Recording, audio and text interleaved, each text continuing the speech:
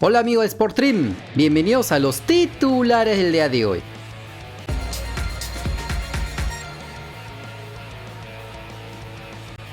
Por la jornada 6 del Grupo 1 de la Primera División de la Real Federación Española de Fútbol, el Badajoz de Alessandro Burlamaqui perdió como local por 3-0 frente al Racing de Ferrol.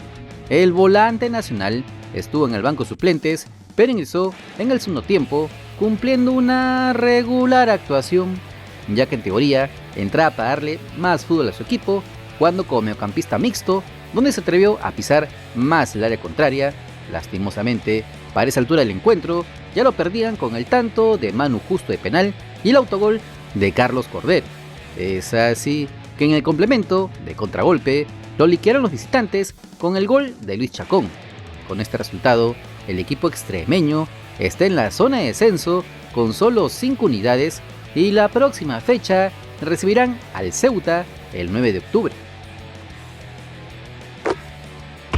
En duelo de preparación para los suplentes del Emmen de la Eredivisie de Países Bajos, los futbolistas que tuvieron poca acción o no la tuvieron, jugaron un partido amistoso frente al Cambuur para darles ritmo de juego. Los atacantes peruanos, Fernando Pacheco y Gonzalo Sánchez, estuvieron presentes en el amistoso, donde igualaron a 1 con el equipo de la Eredivisie, mientras que Fernando Pacheco arrancó como titular y fue sustituido a los 76 minutos. Gonzalo Sánchez ingresó a los 32 y jugó hasta el final del duelo. Lastimosamente, en ningún partido se dieron las imágenes, pero se pudo conocer que ninguno de los dos pudo anotar o asistir. Como se recuerda, el equipo rojiblanco deambula en la zona del descenso, esperando encontrar su primera victoria en su regreso a la Eredivisie cuando visite al Sparta Rotterdam este sábado, donde Pacheco es habitual pieza de recambio, mientras que Gonzalo Sánchez anhela debutar profesionalmente en los Países Bajos. Por la jornada 26 del torneo Plan Vital de Chile, el Colo-Colo del uruguayo nacionalizado peruano Gabriel Costa igualó como local sin goles frente a la Universidad Católica. El volante nacional fue titular, jugó hasta los 79 minutos, cumpliendo una buena actuación, jugando por la banda izquierda y por todo el frente de ataque, asociándose con sus compañeros en ofensiva, habilitándolos en el área, rematando al arco rival.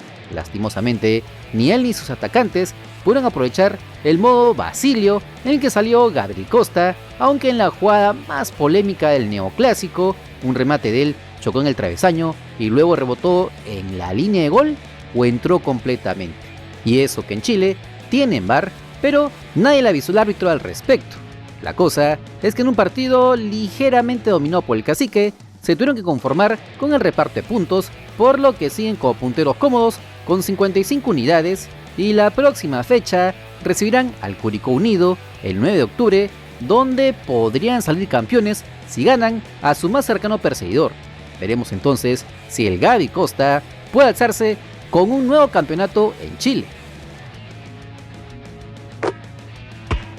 Y tal como se los avisamos en un video anterior, el actual técnico de la Universidad César Vallejo, José Guillermo del Solar, interesaba al Cienciano del Cusco, ya que pensaban en el siguiente año, donde muy probablemente jueguen un torneo internacional. Es así que ya había habido un acercamiento entre ambas partes. Sin embargo, luego de la buena victoria del equipo Poeta frente a Alianza Lima en el estadio Mansiche de Trujillo, las cosas podrían dar un giro de tuerca. La información la trae el periodista deportivo Marcelo Merizalde. Con respecto al futuro de Chemo del Solar, Cienciano realizó una oferta formal al entrenador peruano para su llegada al Cusco en 2023. Una cláusula puntual en el contrato no termina de convencer a Chemo. De la misma manera, la Universidad César Vallejo espera extender su vínculo con el Club Poeta. Por lo que todo hace pensar que Chemo el Solar seguiría un año más con los trujillanos, que también jugarán un torneo internacional el 2023. Aunque lo que hizo más ruido ayer entre los fanáticos de Alianza Lima fue la celebración del Chemo a la tribuna donde se encontraba la hinchada blanquiazul. Es así que el técnico aliancista Guillermo Salas mencionó en conferencia de prensa que no le gustó este gesto y así le respondió el entrenador del Vallejo. Yo soy criado universitario. Yo jugué desde los 10 años en la U. Y para mí el rival de toda la vida va a ser Alianza Lima. Lavallejo es mi equipo.